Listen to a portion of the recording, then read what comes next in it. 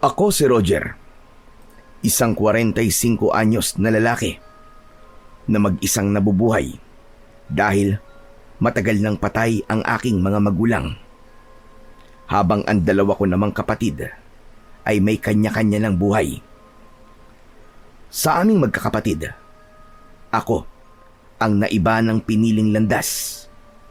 Mas pinili ko kasing manatili sa baryo kung saan kami lumaki dahil ako ang inaasahang manunugis ng aswang doon. Ilang taon na akong mag-isa, kaya naman sanay na ako sa ganoong pamumuhay. Sapat na sa akin ang perang kinikita ko sa pagtatanim ng mga gulay at ibinibenta ko sa baryo namin.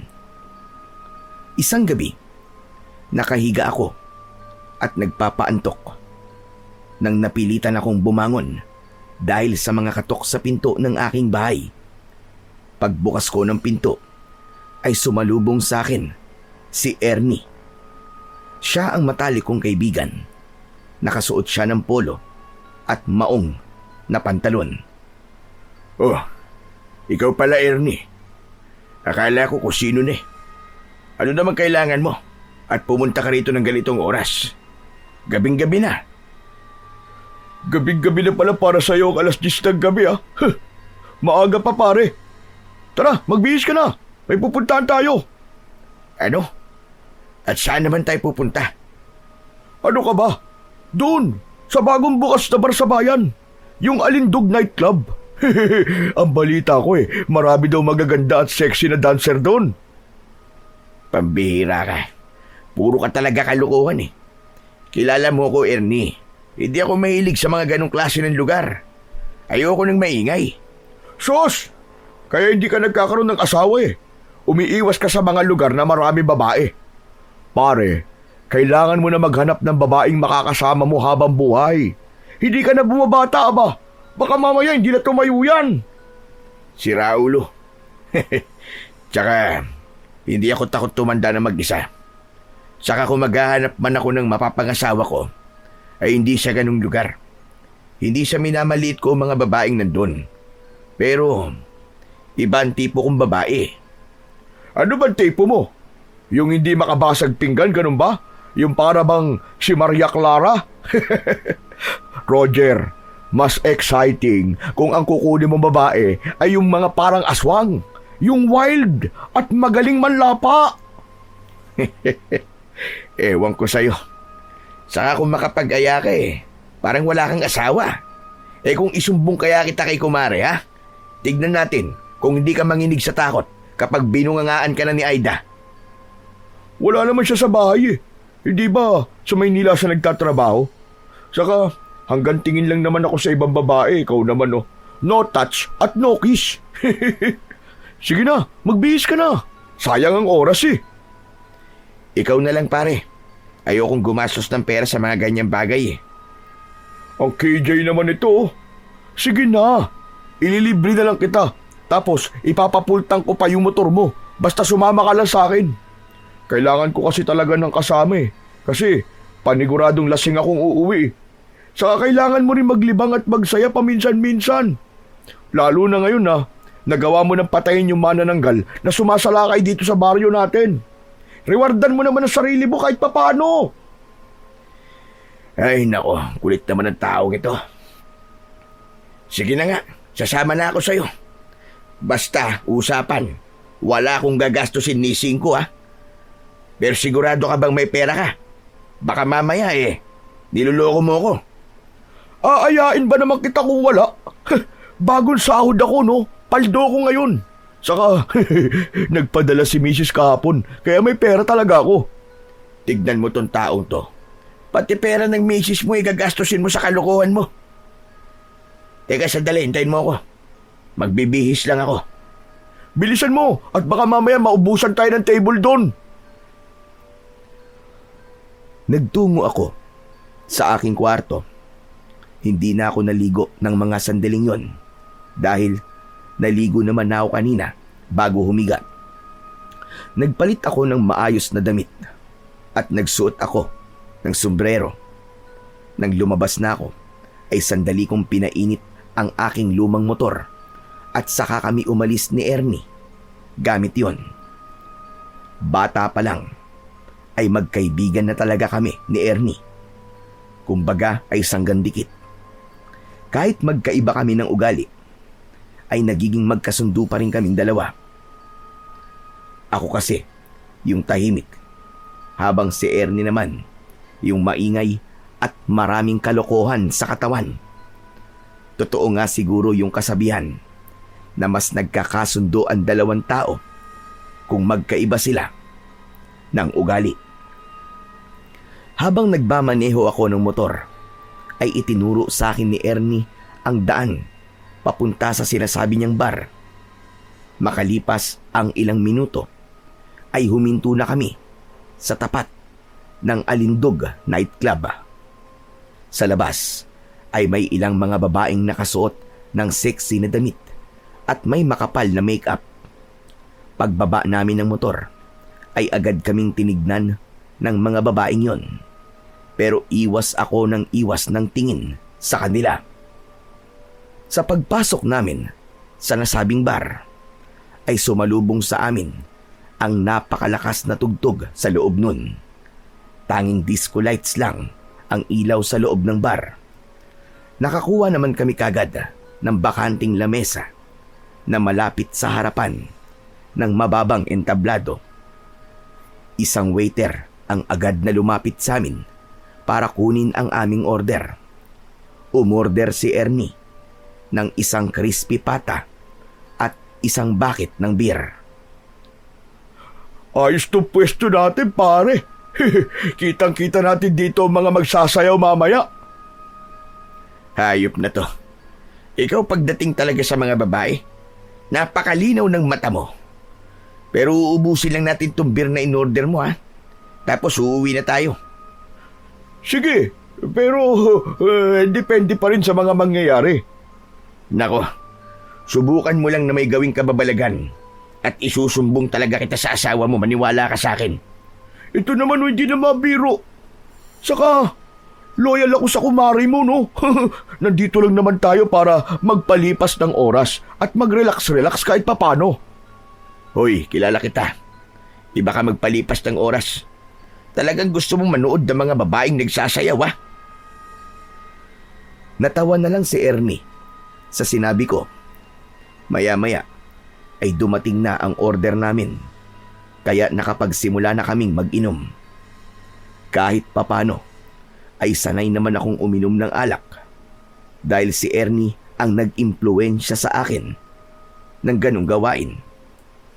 Pero hindi naman ako yung halos kada linggo ay hindi pwedeng hindi nagiinom. Maswerte na ang makapag-inom ako ng 1 beses sa 1 buwan. Hindi nagtagal ay isang bakla ang sumampa sa stage. Ipinakilala niya ang dancer na magsasayaw para sa gabing yon. Tinawag nito ang babaeng dancer sa pangalan na Ligaya. Nang magsimulang tumugtog ang mabagal pero tila nang aakit na tugtog, ay umakyat na sa stage ang isang babaeng nakasuot ng maikling palda at pang-itaas na halos lumuwa na ang kanyang dibdib. Napakaganda niya, mestiza. Maganda ang hubog ng kanyang katawan at ang buhok niya ay mahaba at itim na itim. Malambot ang kanyang katawan. Tila ba sa bawat indayog ng kanyang katawan ay sinasadya niyang akitin ang lahat ng mga lalaking naroroon. Hindi napigilan ng ilang kalalakihan na pumalakpak at sumigaw ng mga salitang nakakabastos patungkol kay Ligaya. Grabe naman yung mga tao rito. Kung sabihan nila ng kabastusan yung babaeng nagsasayaw para bang wala silang mga nanay at kapatid na babae. Ano ka ba? Ganyan talaga dito, para ka naman bago ng bago. Huwag ka na magtaka. Saka, sanay na ang mga dancer na yan dito sa mga ganong salita. Minsan nga mas gusto pa nila na nasasabihan sila ng mga bastos sa salita kasi ibig sabihin nun, nagagawa nilang gisingin ang dapat na magising sa mga lalaking nandito. Kahit na be, babae pa rin yan. Kahit ganyan ang trabaho nila, hindi dapat sila binabastos. Relax ka lang pare. Baka mamaya may makarinig sa iyo eh. Mga lasing na mga yon. Baka mamaya mapatrouble pa tayo niyan. Nandito tayo para mag-relax pare, hindi para makipagrambulan. Nagkunwari na lang akong hindi naririnig ang mga nakakabastos na salita ng ilang kalalakihang naroroon. Itinuon ko ang aking mga mata kay Ligaya. Sa tuwing tinatamaan ng ilaw ang mukha niya, ay doon ko napapansin ang lungkot sa mga mata niya. Pakiramdam ko tuloy, napipilitan lang siyang magtrabaho roon at labag sa kalooban niya ang kanyang pagsasayaw. Hindi ko alam, pero tila nabighani ako kay Ligaya. Hindi dahil sa maganda niyang muka at katawan, kundi dahil merong kung ano sa kanya na dahilan para hindi ko magawang alisin ang aking mga mata sa kanya. Maya-maya pa, natapos ng sumayaw si Ligaya at bumalik na siya sa likod ng makapal na kortina ng entablado.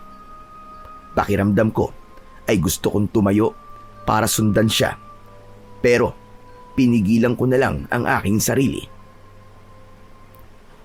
Hoy Roger! Pabira! Titig na titig ka pa rin sa stage ah! Wala na! Tapos tayo sumasayaw! Wala na si Ligaya! Hindi naman si Ligayang tinitignan ko eh. Sus! Kita mo tong taon to! Tatanggi pa'y kitang-kita na! Habang sumasayaw sa dyan, ay titig na titig ka sa kanya. Kulang na nga lang tumulo ang laway mo eh. Ano? Kursunada mo ba, pre? Pwede natin siyang ipatawag para tumable siya sa atin. Hindi, wag na. Kung gusto mo, ikaw na lang. Nandito ko para mag-inom at hindi para tumable ng babae. Ang hina mo naman talaga, oo. Dapat ay nagsasanay ka na rito na makipag-usap sa mga babae para naman makapaghanap ka na ng asawa mo. Magsasalita pa sana ako nang biglang tumayo si Ernie at kinawayan niya yung bakla na nagpakilala kanina kay Ligaya bago yun sumayaw. May ibinulong si Ernie sa bakla at tumango naman ang bakla. Nang muling umupo si Ernie, ay ngumisi siya sa akin na parabang nang iinis. Huwag mong sabihin na may ititable kang babae, pare. Meron. Si Ligaya, pare. Ewan ko sa'yo, Ernie.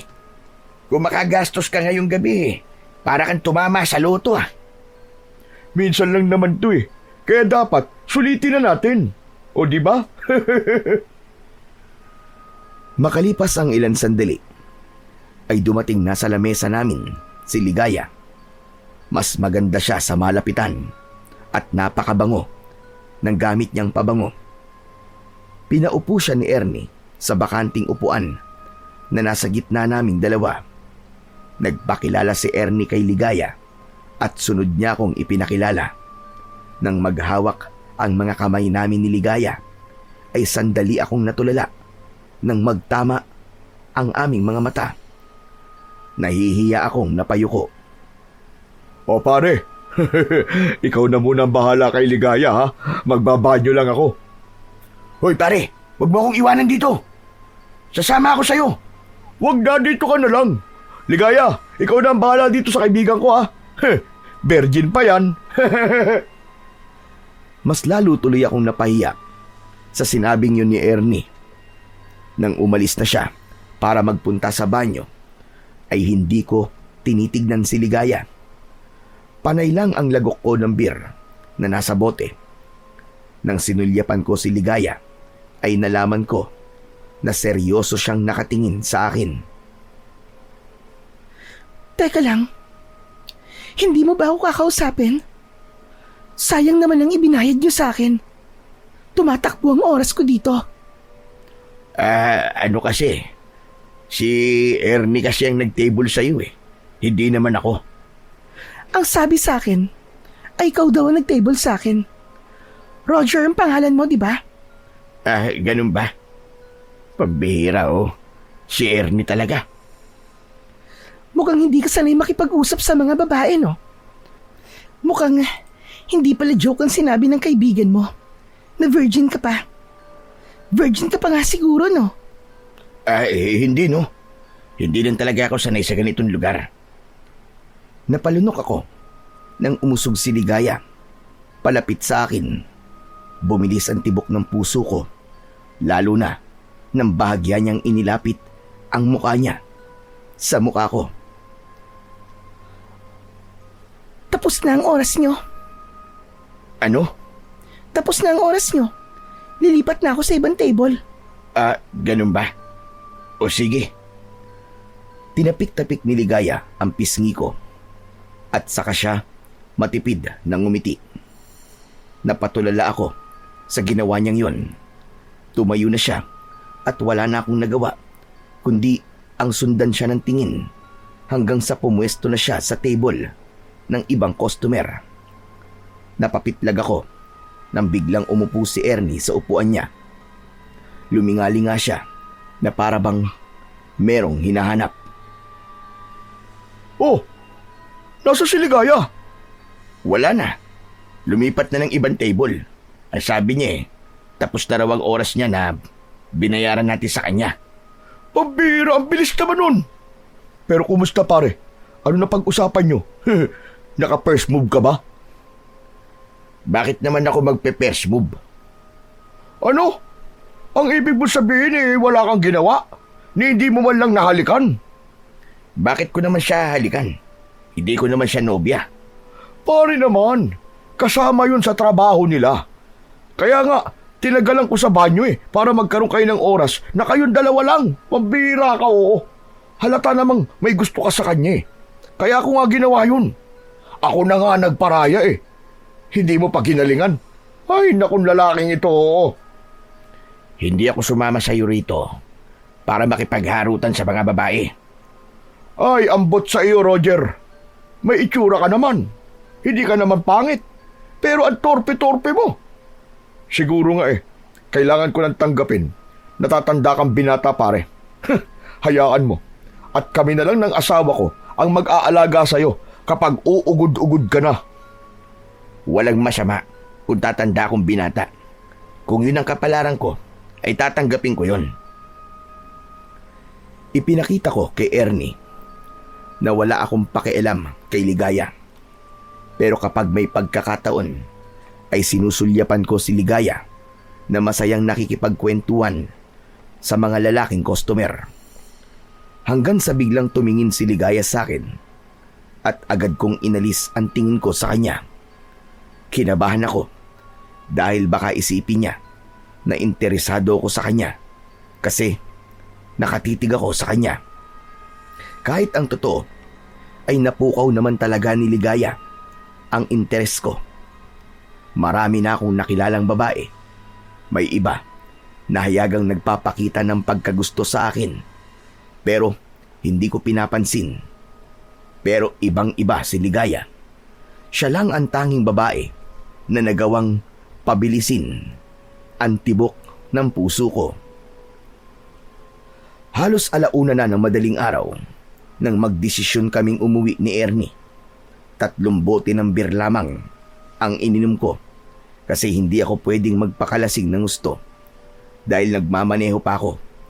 Habang si Ernie naman ay lasing na lasing dahil nang maubos namin ang 1 bucket ng beer ay umorder pa siya ng 2 pang bucket at siya lang ang mag-isang umubos ng mga yon. Binagalang ko na lang ang pagpapatakbo ng motor para masiguro ko ang kaligtasan namin ni Ernie. Sa awa naman ng Diyos ay ligtas ko namang naihatid si Ernie sa bahay niya. Nang nakauwi na ako sa bahay ko, ay hinubad ko kagad ang damit ko at humiga na ako sa papag. Ang akala ko ay mabilis akong makakatulog dahil nakainom ako. Pero nagkamali ako. Sa tuwing ipipikit ko kasi ang aking mga mata, ay rumirehistro sa imahinasyon ko si Ligaya. Lalo na ang mapang-akit niyang mga ngiti at ang nangungusap niyang mga mata. Ano bang ginawa mo sa akin, Ligaya? Bakit hindi ka maalis-alis sa isip ko? Pinilit kong pumikit at matulog. Ginawa ko ang lahat para makatulog. Nagawa ko namang makatulog pero ang huling nasa isip ko ay walang iba kundi si Ligaya. Pagsapit ng umaga ay maaga pa rin akong nagising kahit na madaling araw na akong nakatulog. Nagkape muna ako at saka ko inasikaso ang taniman ko ng mga gulay. Nagdilig ako at siniguro ko na walang mga peste sa mga gulay na tanim ko. Habang ginagawa ko yon, ay dumating ang isang matandang lalaki. Siya ang kapitan sa aming baryo. Ang pangalan niya ay Kapitan Isko. Hindi lang siya ang namumuno sa aming baryo, kundi isa rin siyang albularyo na may malawak na kaalaman sa panggagamot. Napansin ko ang isang sako na dala niya, kaya inihinto ko muna ang aking ginagawa para tulungan siya sa kanyang dala. Ngunit nang tutulungan ko na siya, ay bigla niyang ibinaba ang sako. Ay, nako! Napakabigat naman ito! Ano ho ba kasing laman yan sako, Kapitan? Abe, kung ano-ano lang. Mga saging, nyog, iba't ibang mga gulay, at yung iba ay hindi ko na matandaan. Iba na talaga kapag tumatanda. Nagiging makakalimutin na. Kapitan, mukhang magtitinda na naman kayo pagbebentahan niyo ba ako? Hindi pambenta ang mga yan. Para sa'yo ang lahat ng nasa loob ng sako na yan. Nag-ambag-ambag kasi kami ng mga tao rito, Roger, para maibigay sa'yo ang mga yan. Ano? Abay, para saan naman ho? Aba, talagang nagtatanong ka pa? Eh di para sa pagkakapatay buron sa manananggal na ilang buwan din na merwisyo dito sa atin. Yan ang paraan ng mga tao para makabawi sa kabayanihan na ginawa mo. Naku, nakakatuwa naman ho. Pakisabi po sa kanila na marami pong salamat. Pero hindi na nila kailangan gawin yan. Hindi po ako humihingi ng kahit na anong kapalit sa ginagawa ko pong pakikipaglaban sa mga aswang. Simula po kasi nang ipasa sa akin ng lolo ko ang tungkulin niya bilang isang manunugis ng ating baryo, ay nangako na ho ko na gagawin ko ang lahat para protektahan kayong lahat laban sa mga aswang. Alam ko naman yun, Roger. Alam kong hindi lang ang pagiging manunugis ng lolo mo ang minana mo, kundi maging ang kanyang prinsipyo. Pero hayaan mo nang bumawi ang mga tao sa paraang kaya nila. Sadyang labis lang ang kanilang pasasalamat sa kabayanihang ginawa mo. O paano, iho? Ikaw na bahala sa mga ito, ha? Ako'y aalis na at magpupulong pa kami ng mga tanod natin. Magkakaroon kasi kami ng malawakang paglilinis dito sa baryo natin sa darating na Sabado. Ganun ho ba? Pwede po ba akong sumali, Kapitan? Aayain ko na rin ho si Ernie. Pwede naman. Mas marami tayo, mas maganda. Pero si Ernie talaga, ubod ng tamad ng lalaking yon pagdating sa mga gawain dito sa baryo natin. Hayaan niyo po. At ako na po ang kakausap sa kanya mamaya. O sige. Ikaw na ang bahala, Roger. O siya, aalis na ako. At maraming salamat ulit sa pagkakapatay mo sa manananggal. Walang anuman po, Kapitan. Maraming salamat din po. Mag-iingat po kayo. Nakangiting tumango si Kapitan Isko bago siya tuluyang umalis. Saka ko lang itinuloy ang aking ginagawa. Mas naging magana ako sa aking ginagawa dahil naramdaman ko na nakikita ng mga tao ang ginagawa ko bilang isang manunugis. Napakalaking bagay na para sa akin ang paraan ng kanilang pagpapasalamat dahil hindi ko na po problemahin ang pagkain ko ng ilang araw. Sa araw din na yon ay pinuntahan ko si Ernie sa bahay niya upang sabihan na kailangan naming tumulong sa paglilinis sa aming baryo sa darating na Sabado. Gaya nga ng aking inasahan, ay tumanggi siya at aniya. May mga tanod naman daw na gagawa nun, kaya hindi na namin kailangan tumulong pa. Pero pinilit ko siya hanggang sa wala na siyang nagawa, kundi ang pumayag. Oo nga pala pare. Kumusta ang experience mo kagabi pagpunta natin sa bara? Ang saya, di ba? Anong masaya ron? Pag-uwi ko sakit ng tenga ko dahil sa lakas ng tugtog dun sa bar. Pabira tong tao to. Gano'n naman talaga sa bar eh. Maingay. Pero masaya. Ang dami pang magagandang chika, babes. Kung wala lang akong asawa dadaling ko sa motel ang isa sa mga babae ron eh. Baka nga dalawa pa eh. Mabuti na lang talaga at may asawa ka na dahil kung hindi, paniguradong linggo-linggo ay iba't ibang babae ang katabi mo sa kama. Yun nga maganda eh. Kaso, wala eh. May asawa na ako eh. Hindi na ako single, kundi double na. Alam mo naman, na wala talaga sa plano ko mag-asawa kaagad, pero kailangan kong pakasalan si Aida kasi nabuntis ko siya. Sa kasamaan palad, namatay ang anak namin kasi inaswang. Tapos hanggang ngayon, hindi pa kami nakakabuo. Naramdaman ko ang biglang pagkalungkot ni Ernie nang sabihin niya yon. Alam ko kasi kung gaano kasakit para sa kanya ang nangyaring yon sa anak nila ng kanyang asawa. Ngunit agad nang ngumiti si Ernie na para bang naramdaman niya na nalungkot din ako sa sinabi niyang yon. Pero pare, salamat kasi pinatay mo yung aswang na dahilan ng pagkamatay ng anak namin ni Aida. Nang dahil doon, nakaganti rin kami kahit papano. Ay maiba ako pare. Plano kong bumalik sa bar na yun sa susunod na linggo eh. Sasama ka ba ulit sa akin? Hindi na pare. Ikaw na lang yung pumunta ron. Ha? Abay bakit naman? Hindi ka ba talaga nag-enjoy doon? Hindi mo ba namimiss si Ligaya? Si Ligaya? Bakit ko naman siya mamimiss? Sus! Kunwari ka pang wala lang sa'yo si Ligaya. Pero kagabi, ang lagkit ng pagkakatitig mo sa kanya. Saka nung nagpalipat-lipat na siya ng table, ay panay ang tingin mo sa kanya na para bang nagsiselos ka. Kasi iba't ibang lalaki ang kausap niya. Hoy, hindi ako nagsiselos no. Saka bakit naman ako magsiselos? Hindi ko naman siya nobya. Kaya nga, ligawan mo na siya pare. Malay mo, may gusto rin siya sa'yo, di ba?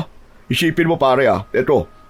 Kung si Ligaya mapapangasawa mo, sigurado ako na magiging maganda at gwapo mga anak nyo.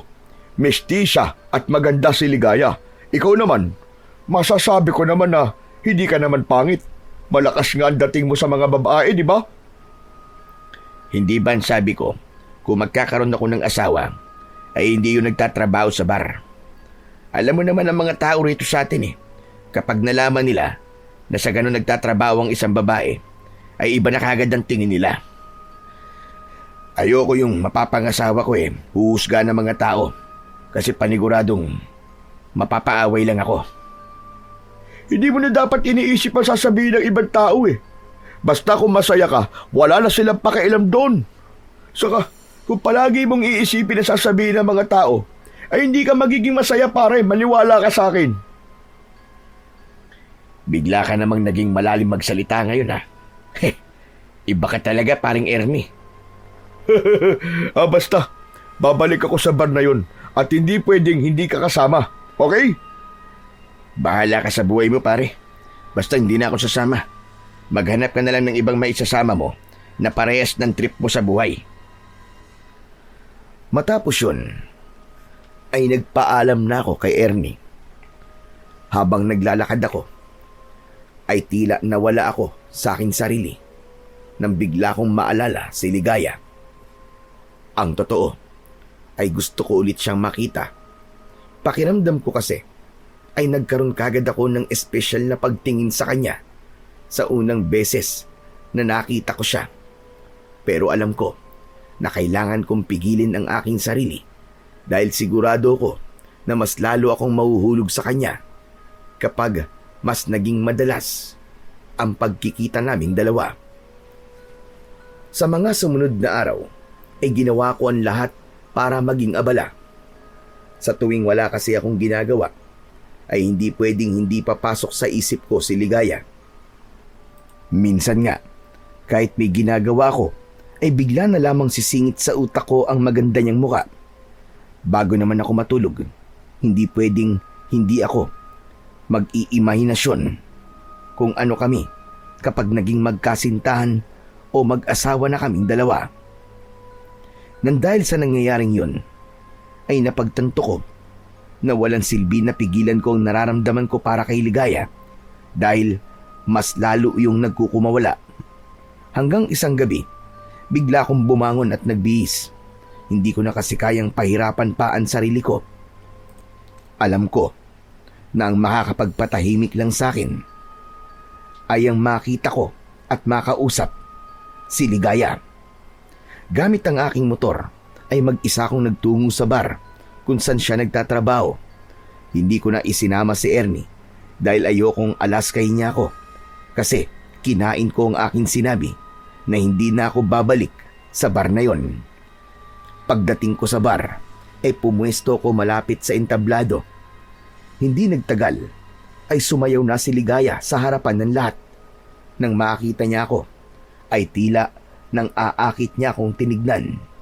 Naubos ko tuloy kagad ang isang bote ng beer dahil sa pagbaha ng tensyon sa aking katawan. Nang natapos ng magsayaw si Ligaya, ay agad kong kinausap yung bakla na kinausap nun ni Ernie at sinabi ko sa kanya na gusto kong itable si Ligaya. Hindi nagtagal ay dumating na si Ligaya. Mapanukso siyang ngumiti sa akin. Sabi ko na nga be, babalik ka dito, Roger. Bakit? Sanay ka na bang binabalikan ka ng mga lalaki rito? Hindi naman. Naramdaman ko lang na babalik ka. At hindi nga ako nagkamali. Kumusta ka na pala, Ligaya? Ayos lang naman ako. Ikaw ba? Kumusta? Ayos lang din. Isang mahabang katahimikan ang namagitan sa amin ni Ligaya. Alam ko na kailangan ko siyang kausapin dahil baka isipin niya na boring akong katable pero wala na akong maisip na itatanong sa kanya. Inabot na naman ako ng pagiging mahiyain at torpe ko. Halos hindi rin ako makatingin kay Ligaya. Hanggang sa napansin ko ang mga pasa ni Ligaya sa kanyang magkabila ang braso. Napansin niya na nakatingin ako roon kaya tinakpan niya ang mga pasa niya gamit ang kanyang mga kamay. Ligaya, ano nangyari sa'yo? Bakit ang dami mong pasa sa braso? Ha? Wala ito, Roger. Naglilinis kasi ako nung nakaraang araw sa apartment ko. Tapos, naaksidente ako. Sigurado ka ba? Parang hindi kasi ang pasa na nakuha sa isang aksidente. Ano bang alam mo sa mga pasa? Doktor ka ba? Hindi naman. Mag-isa ka lang ba sa apartment mo? Oo. Dapat pala'y may kasama kang lalaki para merong gagawa ng mabibigat na gawain para sa'yo. Sa payat kasi ng katawan mo, paniguradong hirap ka sa ibang gawain. Tignan mo nangyari sa'yo. Naaksidente ka pa tuloy. Hindi naman. Saka, hindi naman talaga naiiwasan ng aksidente. Kaya nga tinawag na aksidente, di ba? Isa pa, hindi ko kailangan ng lalaki sa buhay ko. Ibig sabihin wala ka pang nobyo? Wala, Roger. Sa tingin mo ba, ay may lalaking papatol ng seryoso sa akin nang dahil sa trabaho ko? Pare-parehas naman kayong mga lalaki. Lahat kayo, puro makamundong bagay lang ang nasa utak. Hindi naman lahat ng lalaki kagaya ng iniisip mo. Marami pa rin ng matino at tatanggapin kung ano ang trabaho mo. Sige nga, magbigay ka nga sa akin ng halimbawa ng isang lalaking matino. Kita mo na, wala kang masabi, di ba? Huwag mong sabihin sa akin na isa ka sa matitinong lalaki na sinasabi mo. Mukha ka namang mabait at mahiyain, pero sa tingin ko, ay nasa loob ang kulo mo. Ang bilis mo naman akong husgahan. Yun ang tingin ko sa iyo eh. Karamihan sa mga lalaking nakilala ko ay sa una lang mabait. Pero kapag tumagal na, lumalabas na ang totoong kulay. pinapakita ng pagkademonyo. O paano? Tapos na pala ang oras mo. Pwede ka magdagdag ng bayad kung gusto mo pa ako makausap. Hindi na. Maraming salamat, Ligaya. Matipid na ngumiti si Ligaya. Nagulat ako nang bigla niyang hinalikan ang aking pisngi. Natulala ako at hindi ako makapaniwala na dumapat ang labi niya sa balat ko. Tumayo na siya at lumipat sa ibang table. Hindi ko na siya tinignan dahil magsiselos lang ako kapag nakita ko siyang may ibang kausap na lalaki. Kahit pa parte yun ng trabaho niya, itinuon ko na lang ang aking atensyon sa pag-inom ng alak na nasa aking harapan. Hindi ko akalain na mas magtatagal ako sa bar na yon kahit mag-isa lang ako. 2:00 na ng madaling araw nang magdesisyon akong umalis. Paglabas ko ng bar ay naglakad ako papunta sa likod dahil dun nakapark ang aking motor. Papaliko na ako sa likod ng bar nang isang pamilyar na boses ng babae ang narinig ko. Sumilip ako at nakita ko si Ligaya na hawak sa braso ng isang matangkad na lalaki. May itim na van sa tabi nila at nakabukas ang pinto sa gilid ng van. Bitiwan mo ko! Ayoko nang sumama sa'yo! Ano ba? Bitiwan mo ko! Pabulong na nagsalita ang lalaki, kaya hindi ko na siya narinig. Nakita ko ang galit sa mukha ni Ligaya. Inakala ko na nasa panganib siya. Lalapit sana ako para tulungan si Ligaya, pero hindi nagtagal ay kusa na siyang sumakay sa van. Mabilis na umalis ang van at wala na akong nagawa kundi ang sundan yun ng tingin. Sino kayang lalaking yun? Nobyo kaya siya ni Ligaya? Pero sabi niya wala siyang nobyo. Baka naman customer niya. Hindi naman siguro siya kusang sasama dun kung nasa panganib siya. Ipinagkibit balikat ko na lang ang nakita ko at inisip ko na wala akong dapat na ipag-alala. Sumakay na ako sa motor at pinaandar ko na yon para makauwi na ako sa bahay ko. Pagsapit ng umaga ay nagising ako sa malalakas na katok sa pinto ng aking bahay. Pupungas-pungas akong bumangon at napatingin ako sa orasan na nakasabit sa dingding. Nagulat ako dahil 10:00 na ng umaga. Mabilis akong bumangon at binuksan ko ang pinto. Nakita ko ang kumpare kong si Ernie na may dalang walis tingting at daspan. O Ernie, ikaw pala. Ano kailangan mo? Nakalimutan mo na ba? Sabado ngayon, pare. Hindi ba maglilinis tayo sa buong baryo? Ikaw ang nagkaya sa akin tapos ikaw pa tong nakalimot. Pabihira tong taon to. Oh. Naku, oo nga pala. Sabado nga pala ngayon. Nakalimutan mo nga. Saka, mukhang bagong gising ka pa lang ah. Nagpuwet ka siguro kagabi no? Huwag ka ng maraming tanong. Magpapalit lang ako ng damit. Mamaya na ako maliligo. Nagmamadali akong bumalik sa aking kwarto para magpalit ng damit. Kinuha ko ang walis tingting at saka ko lumabas. Habang naglalakad kami ni Ernie, ay napansin ko na nakatitig siya sa mukha ko. Grabe ka naman makatitig sa akin, pare. Baka nagkakagusto ka na sa akin, ha? Hindi tayo talo. Sira ulo. Imposibleng taluin kita kasi babae ang gusto ko, no? Ikaw umamin ka nga sa akin, pare. Nagpuwet ka ba kagabi? Kaya tanghali ka na nagising ngayon? Oo, pare. Hindi kasi ako makatulog eh. Ewan ko ba kung bakit.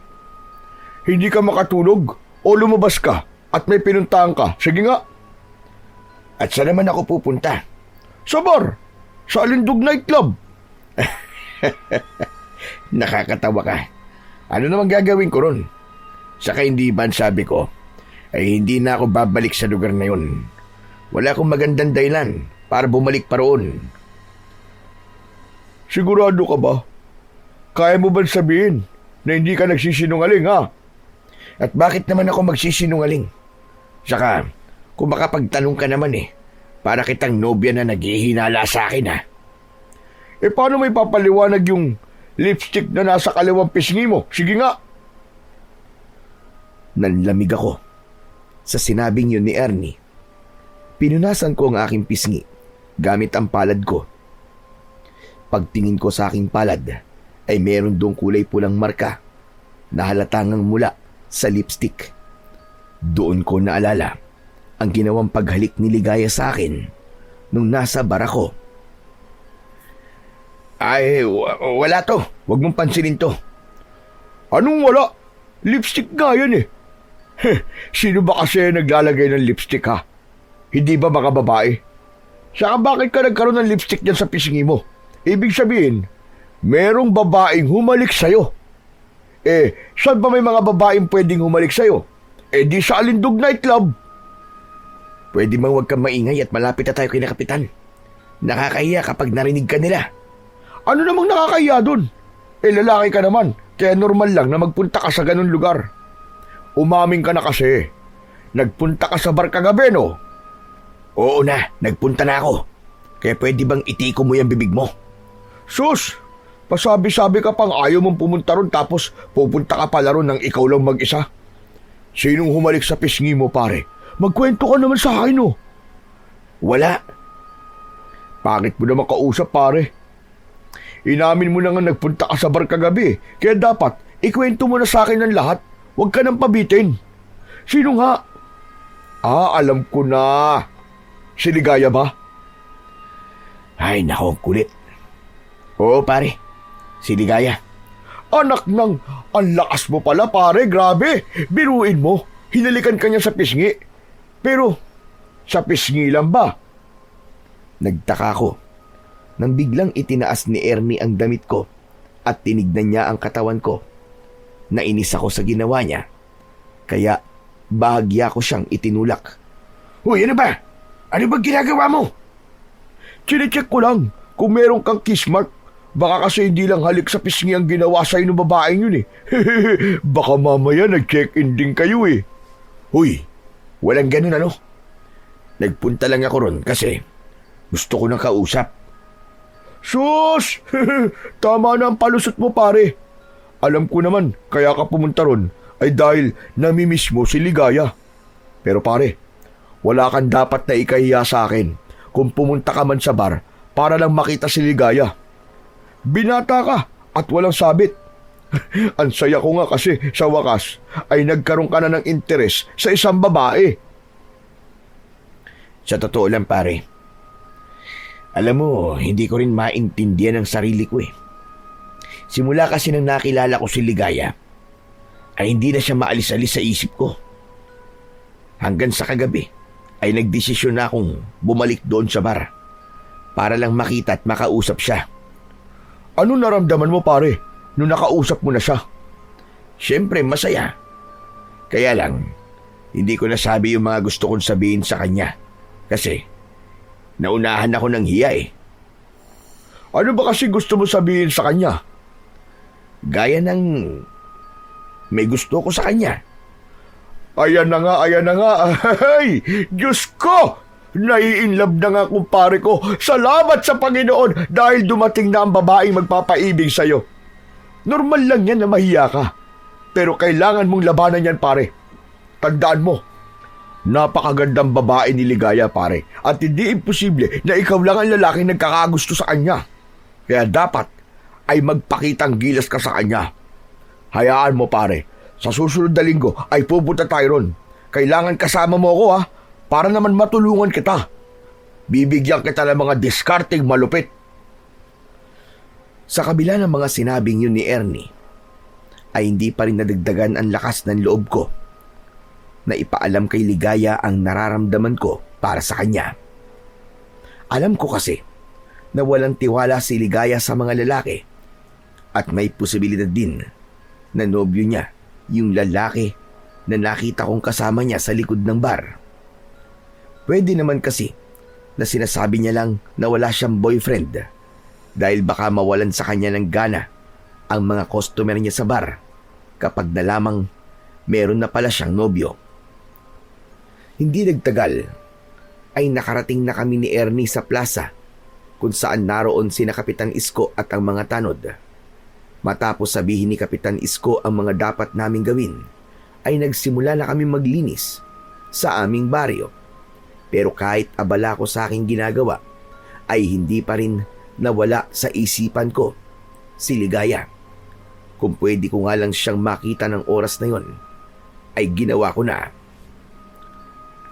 Matapos namin maglinis sa aming baryo, ay nagpamerienda ng tinapay at soft drinks sa amin si Kapitan Isko. Pagkatapos kong kumain ay umuwi na ako sa bahay at doon ko napansin na kakaunti na lang pala ang mga delata na nakatabi sa aking kabinet. Naisip ko na magtungo sa bayan para bumili. Mas mura kasi ang mga delata roon. Hindi na ako gumamit ng motor at mas pinili ko na lang na sumakay ng tricycle. Pagdating ko sa bayan ay naglakad na ako papunta sa isang grocery store. Pero bago ako makarating doon ay nadaanan ko ang bar kung saan nagtatrabaho si Ligaya. Nakita ko yung bakla na nagtatrabaho sa bar na naninigarilyo sa labas. Sa kagustuhan kong makita si Ligaya ay lumapit ako sa bakla. Tinanong ko kung nasa bar ba si Ligaya. Gusto ko kasing makasiguro na ligtas siya matapos nang nakita kong pagsakay niya sa van nung madaling araw. Ayon sa bakla ay wala sa bar si Ligaya at malamang daw ay naroon nito sa apartment nito. Sinabi sa akin ng bakla ang lokasyon ng apartment ni Ligaya. Kapalit ang 500 piso. Hindi na muna ako pumunta sa grocery store. Malapit lang kasi mula roon ang apartment ni Ligaya at pwedeng lakarin. Halos 10 minuto akong naglakad bago ko narating ang apartment ni Ligaya. Medyo luma na yon at walang gate. Tumapat ako sa pinto ng apartment ni Ligaya. May numero kasi yon sa pinto at yun ang numerong sinabi sa akin ng baklang nakausap ko. Huminga muna ako ng malalim at nag-ipon ng lakas ng loob bago ako kumatok. Maya-maya pa ay marahang bumukas ang pinto at sumilip si Ligaya. Nagulat siya nang makita niya ako. Nahihiya naman akong ngumiti sa kanya. Ikaw? Anong ginagawa mo rito? Paano mo nalaman kung saan ako nakatira? Sorry kung pumunta ako rito nang walang paalam. Nalaman ko ang bahay mo dahil dun sa baklang katrabaho mo sa bar. Galing kasi ako sa bar. Hinahanap kita. Si Mamo talaga, oo. Ano bang kailangan mo sa akin? Kung gusto mo ng kausap, ay hindi pa oras ng trabaho ko. Pumunta ka na lang mamayang gabi sa bar. Ano kasi? Kaninang madaling araw kasi, nakita kita na sumakay sa isang van. Tapos may kausap kang lalaki. Nung una, parang ayaw mong sumakay. Pero sumakay ka pa rin. Nag-alala kasi ako sa'yo. At baka kung ano na nangyari sa'yo. Ayun ba? Wala yon. Makulit na customer lang yon. Ngayong nakita mo na ako, okay na ba? Pwede ka na bang umalis? Hindi pa man ako nakakasagot, ay isinarado na ni Ligaya ang pinto. Pero bago niya yon tuluyang maisarado, ay napansin ko ang mga bago niyang pasa sa braso at para bang may kalmot pa siya. Kakatok sana ulit ako pero naisip ko na oras pa ng pahinga ni Ligaya dahil puyatan ang trabaho niya. Kaya umalis na lang ako at nagpunta na ako sa grocery store para bumili ng mga kailangan ko. Sa mga lumipas na araw ay mas lalo kong nahirapan na wag isipin si Ligaya. Hindi lang dahil sa may gusto ko sa kanya, kundi dahil na rin sa mga pasa at kalmot na nakita ko sa kanya. May pakiramdam kasi ako na may hindi magandang nangyayari sa kanya, pero ayaw niya na malaman yun ng iba. Kaya naman isang gabi ay nagpunta ako sa bahay ni Ernie, dala ang aking motor at inaya ko siya na magpunta sa bar kung saan nagtatrabaho si Ligaya. Aba, mukhang mahal mo na si Ligaya. Hindi ba kakapunta mo lang sa bar nung nakaraang gabi, tapos pupunta ka na kagad ngayon? Wala naman sigurong masama na makita ko siya, di ba? Tara na, magbihis ka na para makaalis na tayo. Oo na, sandali lang. Huwag ka masyadong atat. At paniguradong mamaya ay makikita mo na ulit si Ligaya. Sandali lang, hintayin mo ko. Matapos magbihis ni Ernie, ay umalis na kami. Medyo binilisan ko ang pagmamaneho dahil bala kong makausap ng mas matagal si Ligaya sa gabi na yon. Gusto kong malaman kung kailangan ba niya ng tulong. Nababahala na kasi talaga ako sa mga pasa at kalmot niya. Pagdating namin sa bar, ay pumuesto kami sa lamesa na malapit ulit sa entablado. Inasahan ko na si Ligaya ang unang magsasayaw, pero ibang babae ang nagsayaw ng gabing yon. May ilang babae pa na sumunod na sumayaw, pero sa kasamaang palad ay hindi kasama roon si Ligaya. Bakit kaya hindi sumayaw si Ligaya? Baka naman hindi siya nakaschedule na sumayaw ngayong gabi. May gano'n naman, di ba? Siguro titable-table lang siya ngayon. Siguro nga. Ano ka ba? Huwag kang kabahan. Mamaya magpapakita rin yun. Bakit ba parang gusto mo talaga siyang makita ngayon na? Aamin ka na ba sa kanya na may gusto ka sa kanya? Hindi pare. Meron lang akong gustong itanong sa kanya. Ano namang itatanong mo sa kanya? Baka pwede mo namang sabihin sa akin. Bakit ikaw ba si Ligaya? Sa kanya ko nalang itatanong ang mga yun mamaya. Ayun pala yung bakla na kailangan kausapin kapag gusto mo mag-table ng babae. Sandali, at itatanong ko kung pwede nating i-table si Ligaya. Hintayin mo ako. Tumayo si Ernie at nilapitan niya ang bakla. Medyo matagal silang nag-usap bago bumalik si Ernie sa upuan niya. O ano pare? Anong sabi? Nasaan daw si Ligaya? Hindi raw pumasok ngayong gabi. Kahit nga raw kahapon ay hindi rin pumasok.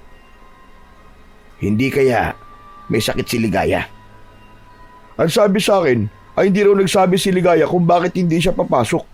Pinuntahan daw nila sa apartment si Ligaya, pero wala raw tao ron. Kaya imposible yung sinasabi mo na may sakit siya. Pwede pa na meron siyang pinuntahan, tapos hindi nagpaalam. Natahimik ako sa sinabing yun ni Ernie. Mas lalo tuloy akong kinabahan para kay Ligaya. Pakiramdam ko ay nawala ako sa sarili ko nang dahil sa pag-iisip. Oh, ano nangyari? Bakit parang ang lalim yata ng iniisip mo, pare? Nag-aalala ka ba kay Ligaya? Huwag mong masyadong isipin yun. Panigurado na may pinuntahan lang yun at isang gabi ay makikita mo ulit siya rito. Sa totoo lang pare, kinakabahan talaga ako. Alam mo kasi, nung huling punta ko rito ay napansin ko na may mga pasa siya sa braso. Tapos bago ako umuwi, ay nakita ko na may kausap siyang isang lalaki tapos parang pinipilit si Ligaya ng lalaki na sumama at isakay sa van. Pero ang ipinagtataka ko, matapos na may sabihin yung lalaki, ay kusa nang sumama sa kanya si Ligaya. Hindi kaya boyfriend niya yung lalaking nakita mo? Huwag naman sana kasi kung boyfriend niya yun, ibig sabihin, wala ka na palang pag-asa kay Ligaya. Nga ka na. Ay hindi, meron pa pala. Malay natin, ayos lang kay Ligaya ang magkaroon ng dalawang boyfriend, di ba? Pambihira itong taon to. Puro ka naman kalokohan eh. Seryoso ako paring Ernie. Nag-aalala talaga ako para kay Ligaya.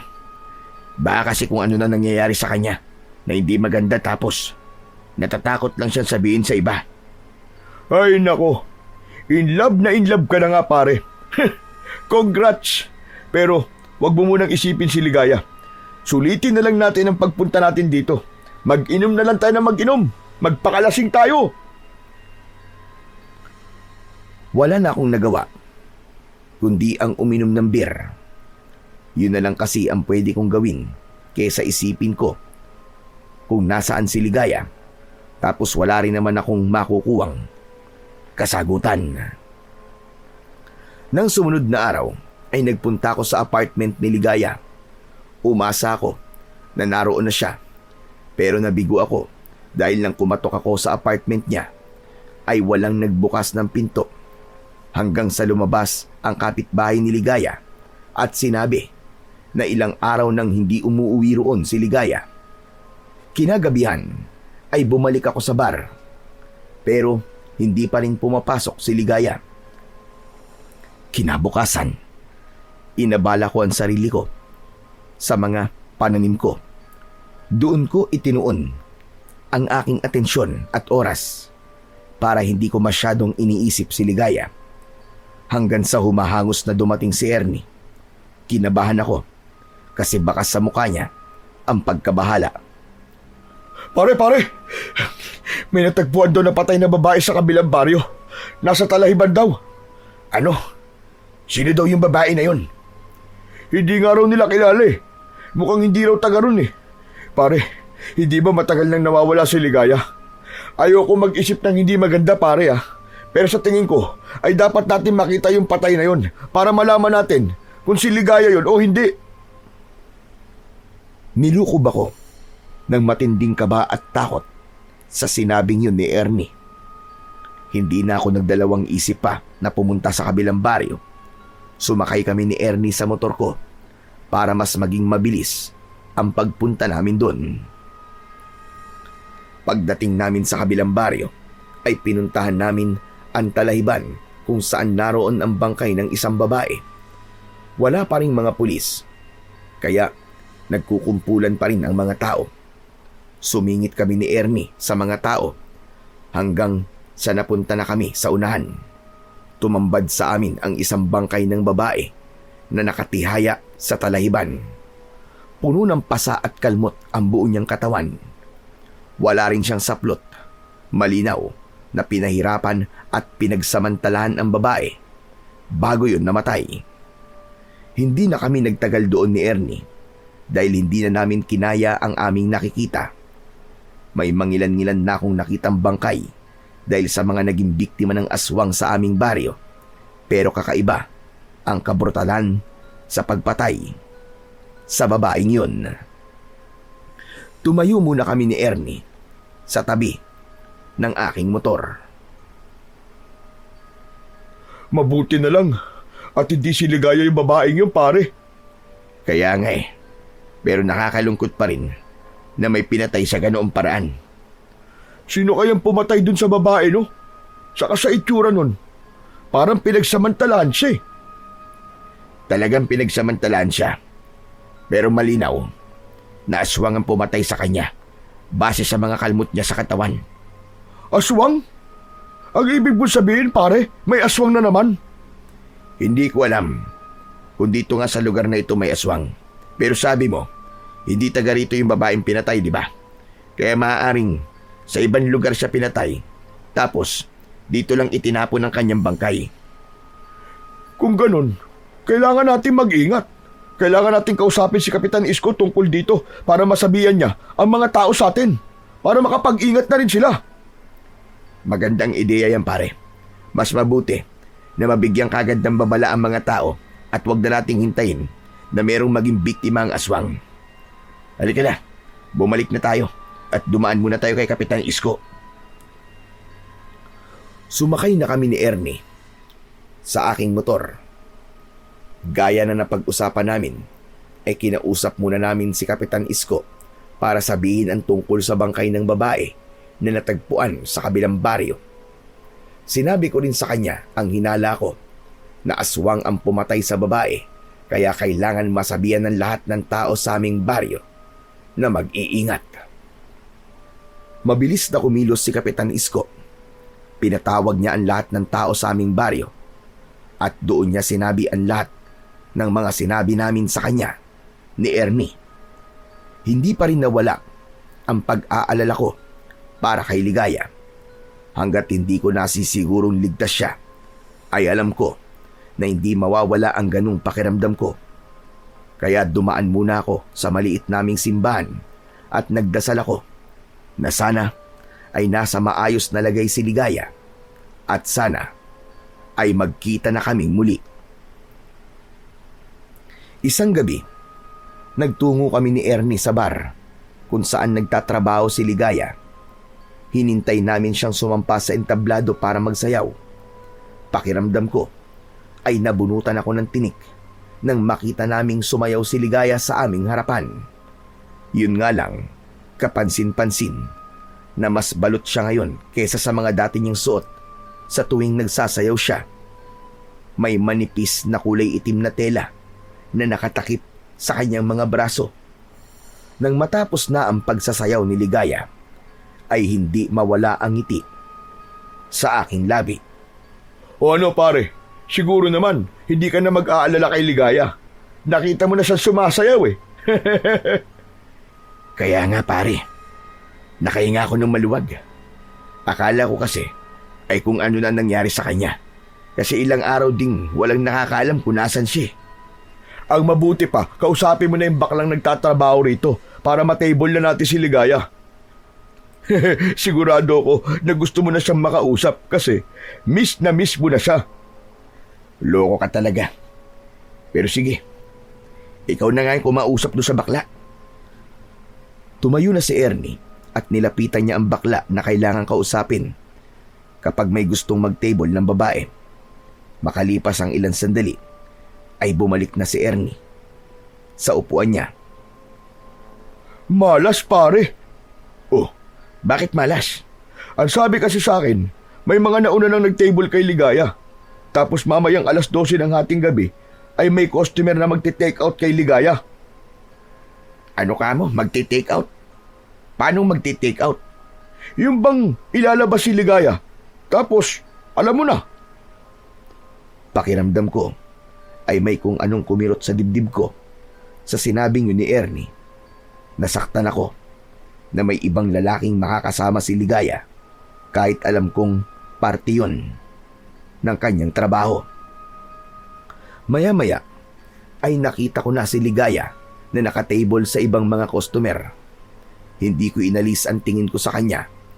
Nang magtama ang mga mata namin, ay napansin ko ang takot na meron siya. Kinabahan ako. Gusto ko siyang lapitan pero hindi ko magawa dahil baka mabastusan ang mga customer niya. Kapag ginawa ko yun, pagsapit ng 12:00 ng hating gabi, ay nakita kong lumabas si Ligaya ng bar. Sakto na nagpaalam sa akin si Ernie na magpupunta siya sa banyo. Kaya naman, nagkaroon ako ng pagkakataon na lumabas para sundan si Ligaya. Gusto ko kasi siyang kausapin kahit sandali lang bago siya sumama sa customer na kailangan niyang samahan. Nagtungo si Ligaya sa likod ng bar at naroon ulit ang van na sinakyan niya noon. Bumaba mula roon yung matangkad na lalaki. Hindi ako gumalaw sa aking kinatatayuan at nag-obserba muna ako. Narinig ko na pinapasakay ng lalaki si Ligaya sa van. Parang awa mo na. Ayoko na sumama sa inyo. Ayoko na ng pinapagawa niyo sa akin. Sabi ng lalaki na hindi maaaring tumanggi si Ligaya dahil bayad na ito. Ibabalik ko na lang ang perang binayad niyo sa akin. Kahit pa unti-unti. Basta't pabayaan niyo na ako. Tumanggi ang lalaki. Sinabi niya na kung hindi sasama si Ligaya, ay alam na ni Ligaya ang mangyayari. Nang nakita kong umiiyak na si Ligaya at takot na siya, ay dun na ako nagdesisyon na makialam. Nilapitan ko sila at sabay silang napatingin sa akin. Nagulat si Ligaya nang makita niya ako. Roger, anong ginagawa mo rito? Sinundan kita kasi sana gusto kitang makausap. Sino ba itong lalaki na ito? Pare, kung ayaw sumama sa'yo ni Ligaya, huwag mo nang pilitin. Marami pa namang ibang babae sa loob ng bar eh. Alam mo pare, kahit nagtatrabaho siya sa bar, may karapatan pa rin siyang tumanggi sa'yo. Roger, umalis ka na. Okay lang ako. Okay? Hindi ka okay, Ligaya. Ang tagal mong nawala. Tapos, pagpasok mo, ang dami mong pampasa sa braso. May mga kalmot ka pa nga eh. Hindi ako naniniwalang ayos ka lang. Bakit ka ba nakikialam? Sinabi nang umalis ka na eh. Hindi kita kailangan. Alam kong hindi ka okay, Ligaya. Halika, sumama ka na sa akin. Bumalik na tayo sa loob. Ramdam na ramdam ko ang takot ni Ligaya sa lalaking nasa harapan namin. Alam ko na kung siya lang ang masusunod, ay hindi siya sasama sa lalaking yon. Hinawakan ko ang braso ni Ligaya. Hihilahin ko na sana siya paalis. Pero natigilan ako nang may 4 pang lalaki ang bumaba mula sa van. Pinalibutan nila kami ni Ligaya. Lahat sila ay nakatingin na masama sa akin na para bang anumang sandali ay may gagawin na silang hindi maganda. Roger, ano ba? Hayaan mo na ako. Hindi sila masasamang tao. Customer lang sila sa bar. May utang lang ako sa kanila kaya kailangan kong pagbigyan kung anong gusto nila. Pilit na inalis ni Ligaya ang kamay ko sa braso niya. Nang makawala siya sa akin, ay nagmamadali siyang sumakay sa van. Nanatili ang mga lalaki na nakapaligid sa akin.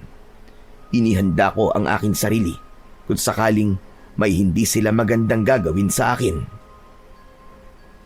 Ano ba? Sasama na ako sa inyo. Pabayaan niyo na siya. Umalis na tayo.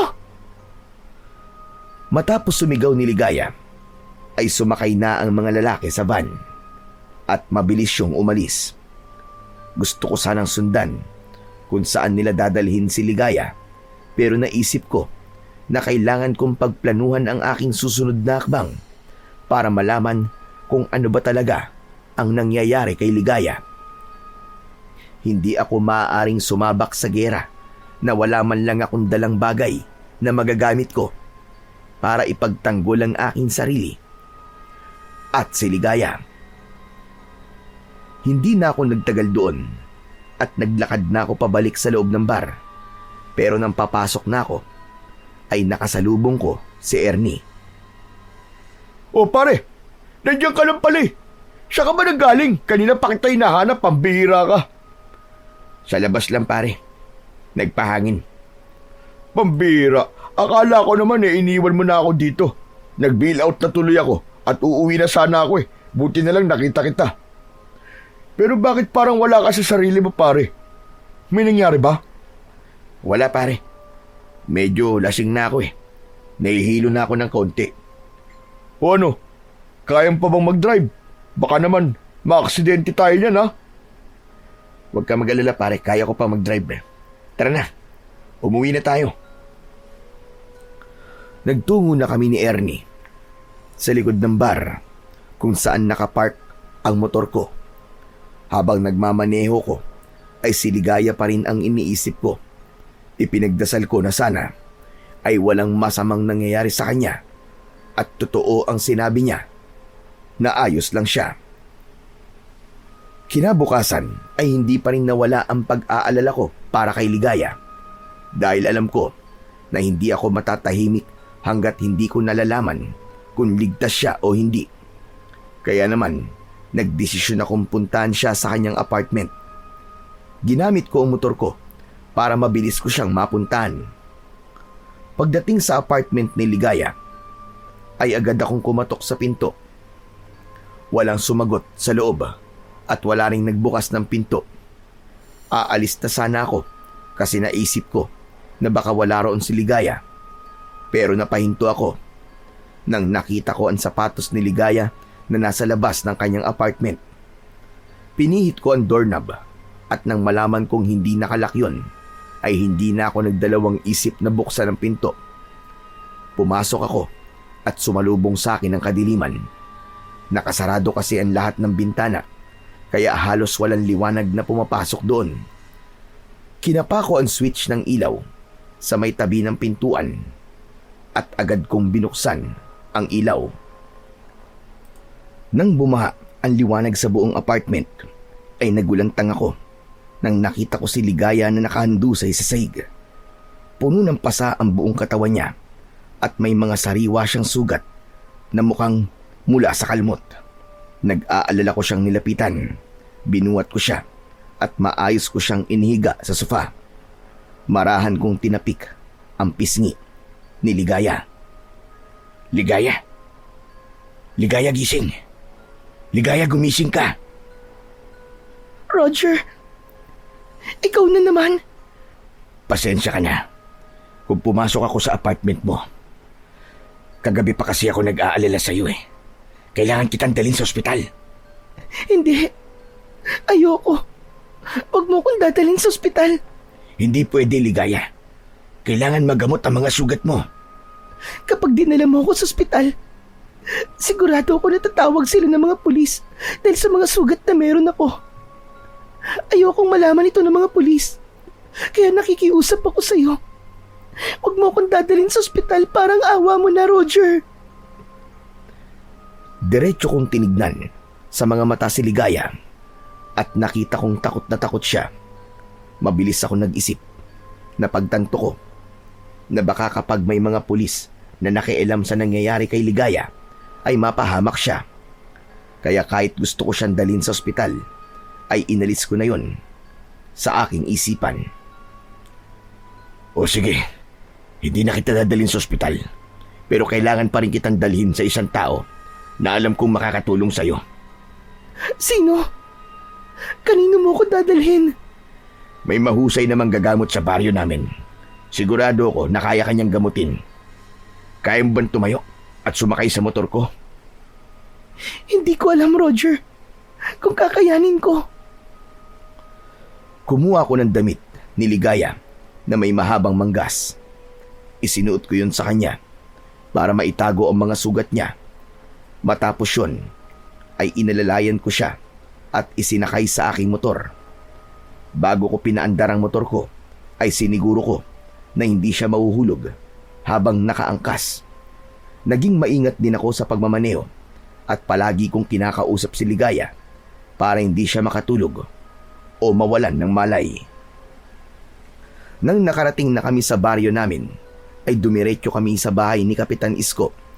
Habang inaalalayan ko si Ligaya papunta sa bahay ni Kapitan, ay lumabas si Kapitan Isko sa bahay niya at nagulat siya sa kanyang nakita. Diyos ko! Sino yung kasama mo, Roger? Kaibigan ko po, Kapitan. Sugatan po siya. Ipapagamot ko po siya sa inyo. Halika, halika. Pumasok kayo sa loob at ihahanda ko lang ang mga gamit ko. Pagpasok sa loob ng bahay ni Kapitan Isko, ay inihiga ko si Ligaya sa mahabang upuan na gawa sa kawayan. Mabilis na inilabas ni Kapitan ang mga gamit niya sa panggagamot. Nang simulan na ni Kapitan Isko ang paglilinis at panggagamot sa mga sugat ni Ligaya, ay nanood lang ako. Patindi ng patindi ang kaba kong nararamdaman. Hindi nagtagal ay natapos na si Kapitan at nakatulog na si Ligaya. Pero kahit tulog siya, ay bakas pa rin sa mukha niya ang takot at hirap na kanyang pinagdaanan. Ilang beses ko nang nakita ang mga ganyang sugat, Roger. Malinaw na aswang ang may gawa niyan sa kanya. Marahil ay nagawa lamang niyang makaligtas. Yan nga din po ang naisip ko, Kapitan. Mabuti na lang at pinuntahan ko siya sa bahay niya dahil kung hindi, ay baka wala na siya ngayon. Pero Kapitan, sa tingin niyo ba, ay konektado ito dun sa natagpo ang bangkay ng babae sa kabilang baryo? Hindi kaya may mga aswang ang tinatarget ang magagandang babae? May posibilidad na tama ang sinabi mo, Roger. Kaya dapat na mas pag-ingatin natin ang mga tao dito sa ating baryo. Kapitan, pwede bang humingi ako sa iyo ng pabor? Ano yun, Roger? Sabihin mo. At kung kaya ko ibibigay ko sa'yo. Pwede ho bang dito muna sa bahay niyo si Ligaya? Mas ligtas po siya rito. Kapag po nagising siya ay sabihin niyo na sinabi ko na dito na muna siya habang hindi pa natin nare-resolba ang pagsalakay na ito ng mga aswang. Walang problema. Ako na muna ang bahala sa kanya. Pero Roger, tanong lang. Sino ba talaga ang babae yan? At parang napakalaki ng pag-aalala mo sa kanya. Kaibigan mo lang ba talaga siya? Umiral na naman ang pagiging chismoso nyo, Kapitan eh. Basta, mahalaga po sa akin si Ligaya at gagawin ko ang lahat para protektahan siya. Sa sinabi mo, ay mukhang alam ko na ang kasagutan.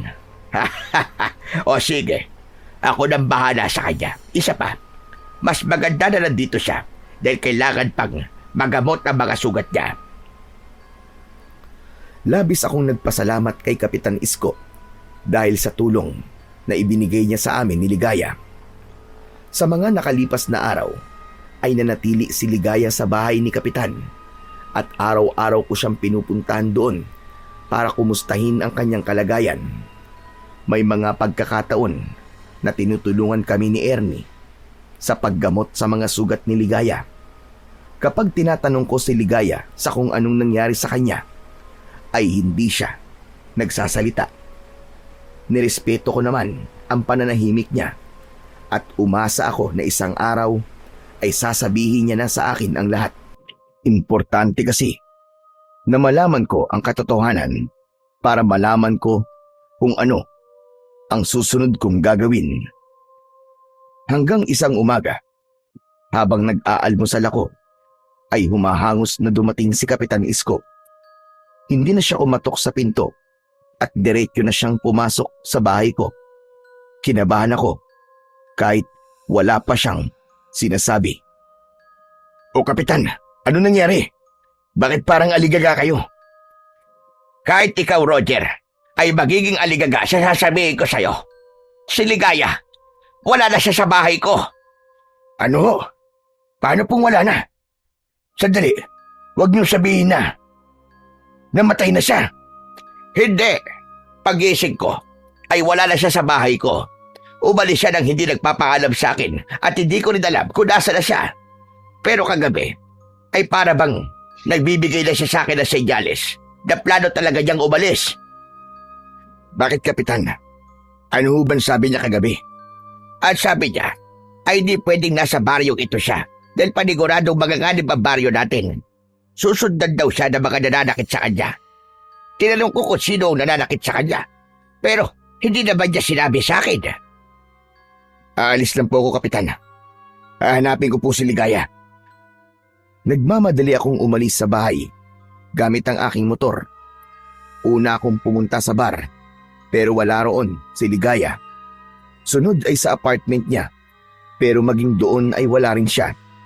Doon na ako unti-unting nawalan ng pag-asa dahil ang 2 lugar lang na yon ang alam kong pwedeng puntahan ni Ligaya. Kaya bigo akong bumalik sa aming baryo. Pagdating ko sa bahay ay naroon si Ernie na mukhang kanina pa naghihintay sa akin. Pare, sinabi na sa akin ni Kapitan na nangyari. Ano, kumusta? Nahanap mo ba si Ligaya? Hindi, pare. Pinuntahan ko siya sa bar at sa apartment niya. Pero wala siya roon. Saan naman kaya siya pumunta? Ewan ko, pare. Pero hindi ako titigil hanggat hindi ko siya nahanap. Sigurado ko na aswang talaga nanakit sa kanya. At kaya umalis siya ay dahil ayaw niyang madamay ang baryo natin sa ginagawa sa kanya ng mga aswang. Kung ganun, pare, ang kailangan mong gawin ay alamin mo kung nasaan ang pinagtataguan ng mga aswang na yun. Ganun na nga, Ernie. May plano na ako. Pero hindi ako sigurado kung magiging epektibo ba yun para malaman ko kung nasan si Ligaya. Hindi lang kasi yun ang kailangan kong gawin. Kailangan ko rin patayin ng mga aswang na nananakit kay Ligaya para matapos na ang paghihirap niya. Grabe, pare. Mukhang mahal mo na nga talaga si Ligaya. Talagang handa ka makipagbakbakan na naman sa mga aswang para lang sa kanya eh. Pero hindi kita masisisi. Ganyan talaga kapag in love. Gagawin mo ang lahat para sa taong mahal mo. Basta pare, tandaan mo nandito lang ako, pare. Kung kailangan mo ng backup, magsabi ka lang sa akin. Sa totoo lang, pare, hindi ko rin alam kung bakit ako nagkaganito sa isang babae. Pero tama ka. Mahal ko na nga si Ligaya. At wala akong ibang gustong mangyari kundi ang masiguro ko ang kanyang kaligtasan. Kahit matagal na akong nakikipaglaban sa mga aswang, ay hindi pa rin nawala ang kaba ko sa laban na maaari kong kaharapin. Wala kasi akong ideya kung anong klaseng mga aswang ang kailangan kong labanan. Pero nangako pa rin ako sa sarili ko na gagawin ko ang lahat para matapos na ang pinagdadaanang hirap ni Ligaya sa kamay ng mga aswang. Maghapon akong hindi mapakali dahil sa pag-iisip kung nasaan na si Ligaya at kung ano na ang nangyayari sa kanya. Pagsapit ng gabi, matapos kong maghapunan, ay umalis ako ng bahay at dumiretso ako sa bar kung saan nagtatrabaho si Ligaya. Dala ko ang aking 2 balaraw na ginagamit ko kapag nakikipaglaban ako noon sa mga aswang. Wala kasi akong ideya sa maaaring mangyari, kaya naghanda na ako. Hindi na ako pumasok sa mismong bar. Nagpunta ako sa likod ng bar at nagtago ako sa madilim na bahagi roon. Matyaga ako naghintay dahil malakas ang pakiramdam ko na sa gabing yun ay makikita ko si Ligaya. At hindi nga ako nagkamali. Pagsapit ng 12:00 ng hating gabi ay dumating ang van na sinasakyan ng mga lalaking kumuha kay Ligaya. Naghintay pa ako ng ilang sandali at dumating na si Ligaya. Sa galaw niya ay halatang iniinda pa rin niya ang mga sugat niya. Sumakay agad si Ligaya sa van at mabilis yun na umalis. Walang pagdadalawang isip na sumakay ako sa aking motor. Sinundan ko ang van. Hindi na ako papayag na hindi ko malalaman kung saan dinadala ng mga lalaking yun si Ligaya. Hindi ako masyadong lumapit sa van at pinanatili ko ang aking distansya para hindi sila makahalata na may sumusunod sa kanila. Halos 1 oras kong sinundan ang van bago yun pumasok sa isang baku-bakong daan. Ipinarada ko ang aking motor dahil alam ko na kung susunod pa ako sa kanila na sakay nun ay malalaman na nila ang ginagawa ko. Naglakad ako sa kadiliman at napansin ko na puro talahiban ang nasa magkabilaang panig ng daan. Mula sa hindi kalayuan ay natanaw kong huminto na ang van sa harapan ng isang lumang abandonadong gusali. Nagtago ako sa talahiban at mula roon ay nakita kong pumasok si Ligaya at ang mga lalaki sa naturang gusali. Huwag kang mag-alala, Ligaya. Hindi ako papayag na hindi matatapos ngayong gabi ang paghihirap mo. Hindi nagtagal ay nagsimula na akong kumilos. Inilabas ko na ang aking 2 balaraw na palagi kong ginagamit sa pakikipaglaban sa mga aswang. Tahimik akong naglakad papunta sa abandonadong gusali. Nang makapasok ako roon, ay agad kong naramdaman ang presensya ng mga aswang sa paligid. Amoy na amoy ko ang halimuyak nila. May nakita akong hagdan papunta sa pangalawang palapag. Paakyat na sana ako roon nang may 2 lalaki ang sumalubong sa akin. Sa isang kisap mata ay nag-anyong aswang ang mga yun. Sumugod sila sa akin pero handa ako. Malakas kong sinipa sa tiyan ng isa habang ang isa naman ay sabay kong sinaksak ng mga balaraw sa kanyang mga mata. Umalingaw-ngaw ang sigaw ng aswang.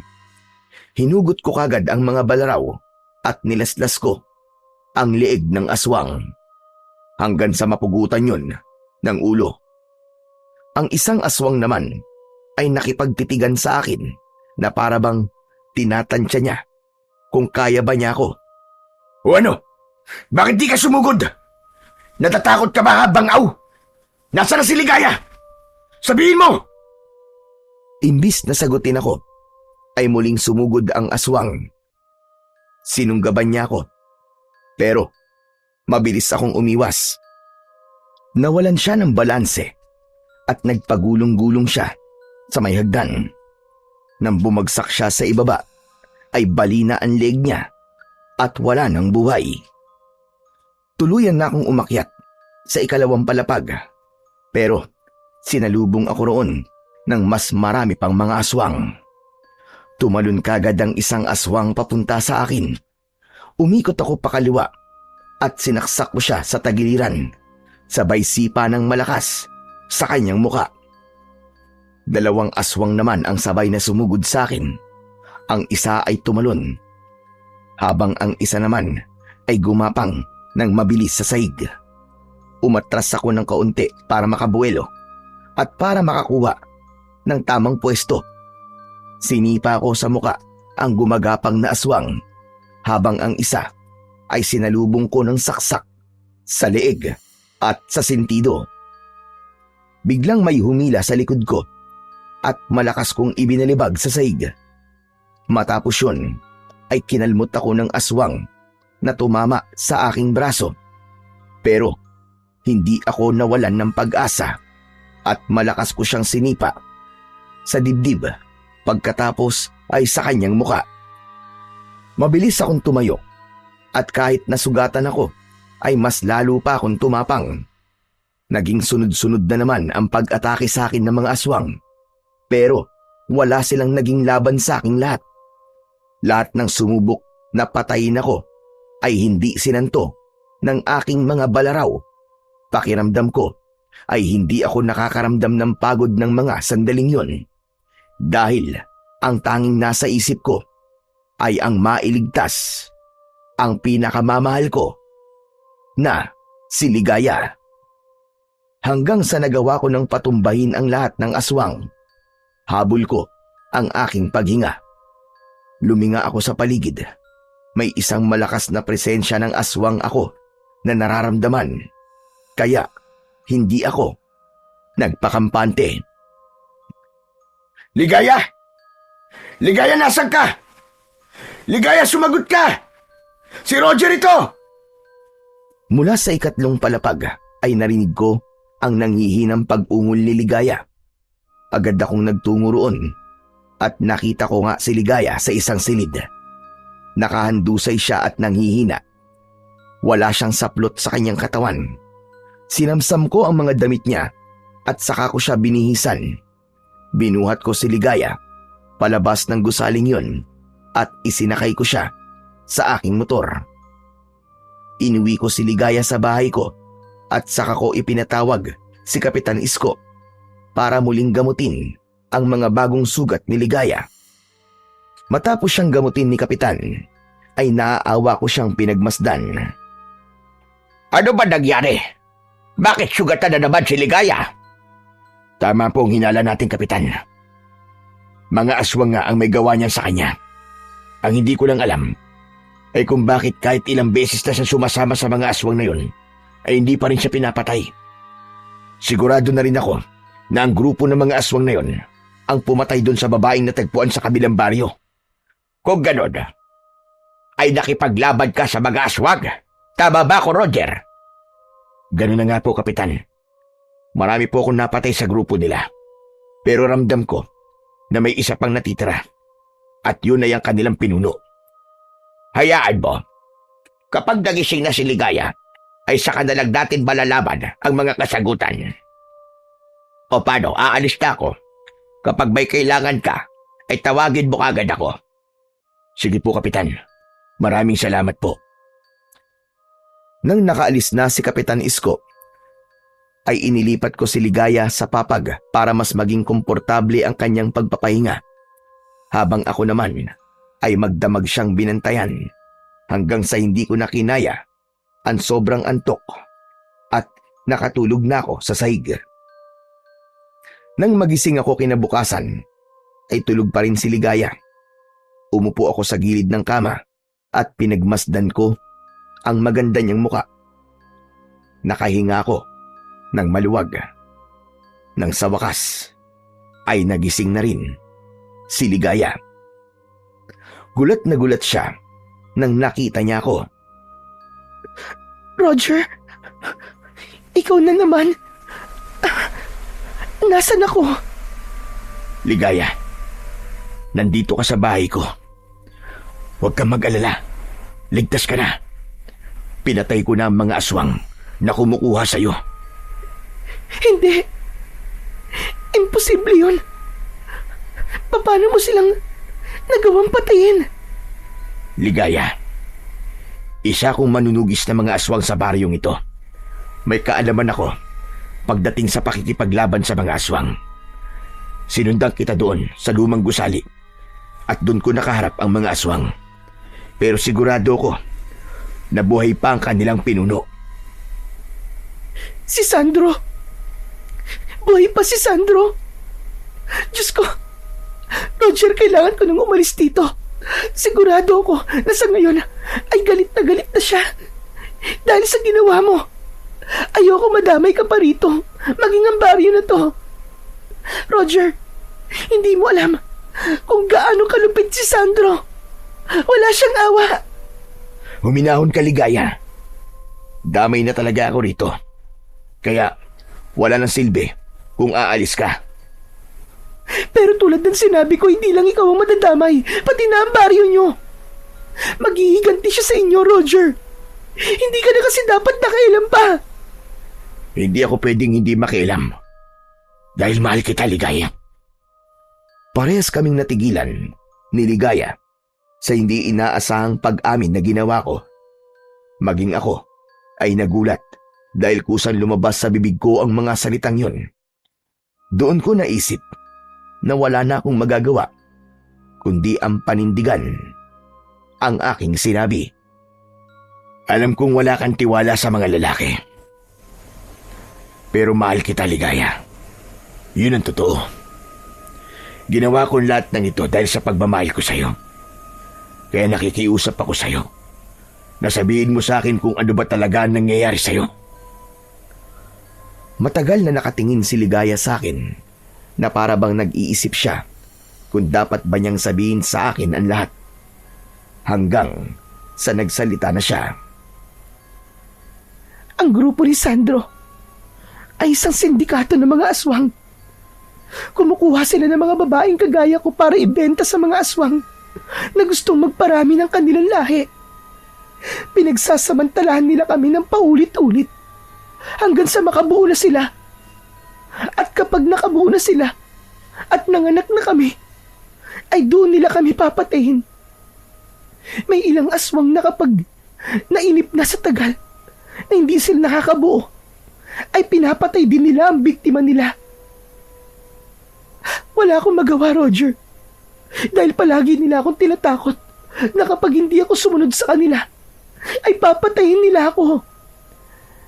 Kung ganun, ikaw ang napili ni Sandro na magdadala ng kanyang lahi, ganun ba? Tama ka, Roger. Akala ko nung una ay normal na customer lang siya. Nagulat pa nga ako kasi napakalaki ng binayad niya sa akin nung una. Hanggang sa nalaman ko na kung ano talaga siya. Napakahayop niya. Demonyo siya. Maraming beses niya na akong pinagsamantalahan. Marumi na nga akong babae, pero mas lalo pa niya akong dinumihan. At kagabi, balak niya na akong patayin kasi naiinip na siya at hindi pa rin ako nakakabuo. Maraming salamat dahil dumating ka. Salamat sa pagliligtas mo sa akin, Roger. Pero natatakot ako. Sigurado ako na idadamay ka niya at ang baryo niyo. Ayoko nga ako maging dahilan para magkaroon ng kaguluhan dito sa lugar niyo. Huwag kang mag-alala, Ligaya. Dahil hindi ako papayag na magtagumpay si Sandro sa gusto niyang gawin sa'yo. Poprotektahan kita at ang baryo namin laban sa kanya. Natatakot ako, Roger. Nang tuluyan ng umiyak si Ligaya, ay mahigpit ko siyang niyakap. Gumanti siya ng yakap sa akin at naramdaman ko ang labis na panginginig ng kanyang katawan. Hindi na ako nagsalita pa. Alam ko na walang salita ang makakapagpakalma kay Ligaya dahil mas kailangan niya ng sandaling yon ng kahit isang tao na ipararamdam sa kanya na meron siyang kakampi. Nang mga sumunod na araw, ay nanatili si Ligaya sa bahay ko. Tanging sina Ernie at Kapitan Isko lamang ang pinagsabihan ko sa bagay na yon. Ngunit mas lalong pinag-ingat ni Kapitan Isko ang mga tao sa maaaring pagsalakay ng mga aswang. Hanggang isang gabi, nagulantang ang lahat nang marinig namin ang takot na pagsigaw ng mga tao. Sumilip ako sa bintana at doon ko nakita ang isang matangkad na aswang na nakatayo sa harapan ng aking bahay. Ligaya, sa tingin ko, nandito na si Sandro. Anong gagawin natin, Roger? Wala tayong laban sa kanya. Huwag ka mag-alala. Akong bahala sa kanya. Hindi ako papayag na makukuha kanyang muli. Lumabas ako, nadala ang aking 2 balaraw. Huminto ako ng ilang dipaan layo kay Sandro. Nakakatakot ang kanyang itsura. Nanlilisik ang mga mata niya at nagngangalit ang kanyang mga ngipin. Alam kong ikaw ang kumuha kay Ligaya. Ilabas mo siya. Kailangan niyang mamatay dahil wala sa silbi. Kung ako sa'yo, ay umalis ka na. Dahil hindi ko ahayaan na makuha mo si Ligaya. Sino ka ba? Para sabihin sa akin kung anong dapat kong gawin. Kung gusto pa mabuhay, ay ibigay mo na sa akin ang babaeng yan. Sino ako? Gusto mo ba talagang malaman kung sino ako? Ako lang naman ang umubo sa mga alagad mong aswang. At ako rin ang tagapagtanggol ng baryong ito mula sa mga kagaya mo na halang ang kaluluwa. Hindi ako natatakot kahit sino ka ba. Kung ganun, humanda ka sa iyong kamatayan! Sa isang kisap mata, ay nasa harapan ko na kagad ang pinuno ng mga aswang na si Sandro. Labis akong nabigla sa bilis ng kanyang paggalaw. Sinubukan ko siyang saksakin ng aking balaraw, pero naunahan niya ako. Bumaon ang matutulis niyang kuko sa aking dibdib at sa kanya ako malakas na itinulak. Napaupo ako sa lupa at bago pa ako makatayo, ay pumaibabaw na siya sa akin.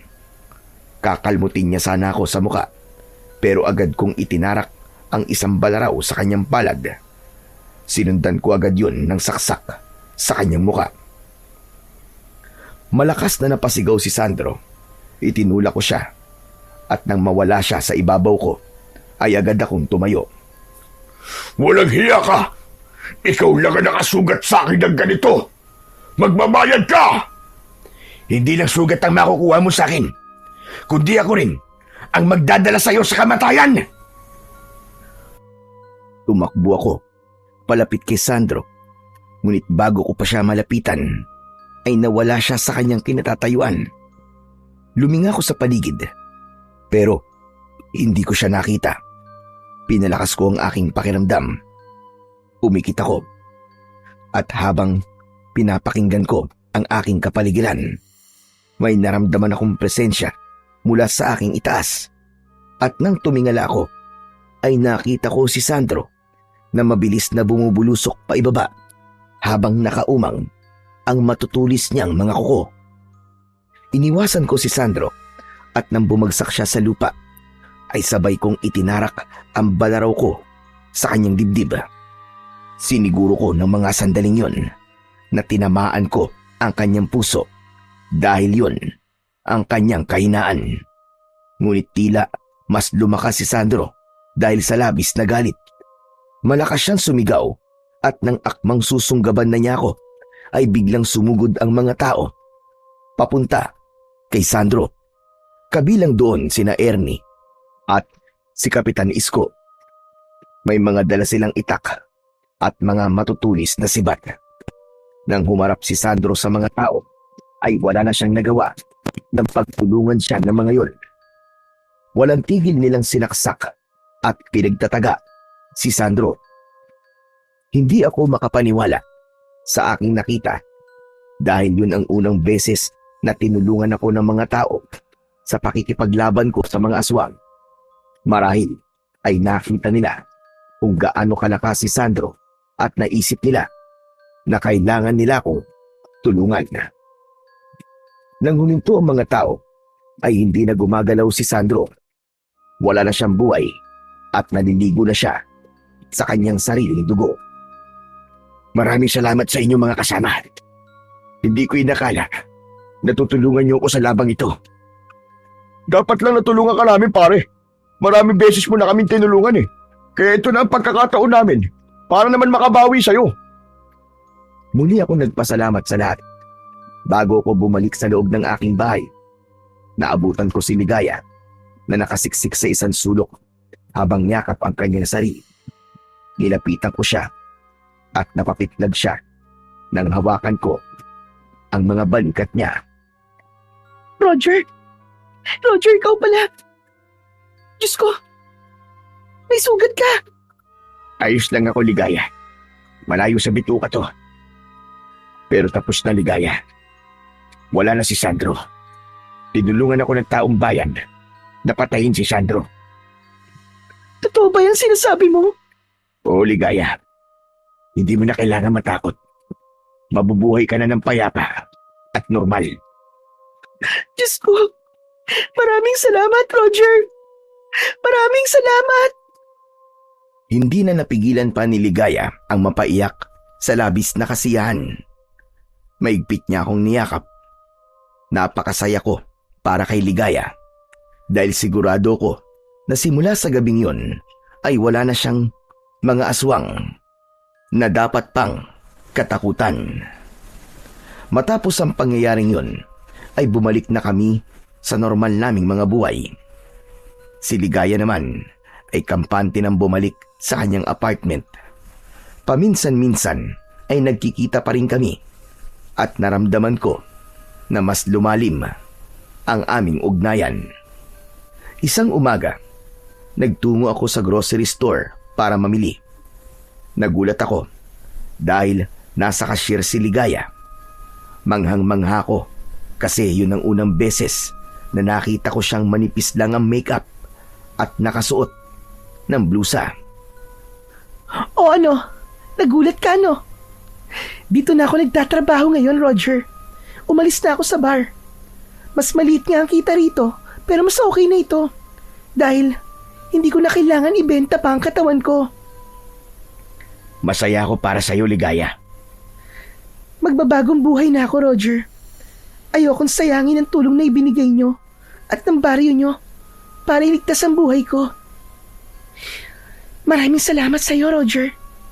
Kasi ikaw ang nagparamdam sa akin na importante pa rin ako sa kabila ng pagkatao ko. Matamis akong ngumiti at napagtanto ko na doon na tuluyang natapos ang isang mabigat na kabanata sa buhay ni Ligaya. Nagkaroon na rin ako ng lakas ng loob para ligawan siya at makalipas ang ilang buwan ay sinagot na niya ako. 1 taon pa ang lumipas bago kami nagpakasal. Ngayon ay magkasama na kami sa iisang bahay ng payapa at masaya. Hindi ko na inisip ang nakaraan niya. Wala akong pakialam doon. Basta't mahal ko siya, maging sino pa siya. At ang mahalaga ay ang hinaharap na bubuin naming dalawa na malayo sa dilim na minsan nang bumalot sa aming buhay. At nangako ko sa aking sarili at sa Panginoong Diyos na habang ako ay nabubuhay, ay patuloy kong poprotektahan at mamahalin ang aking pinakamamahal na si Ligaya.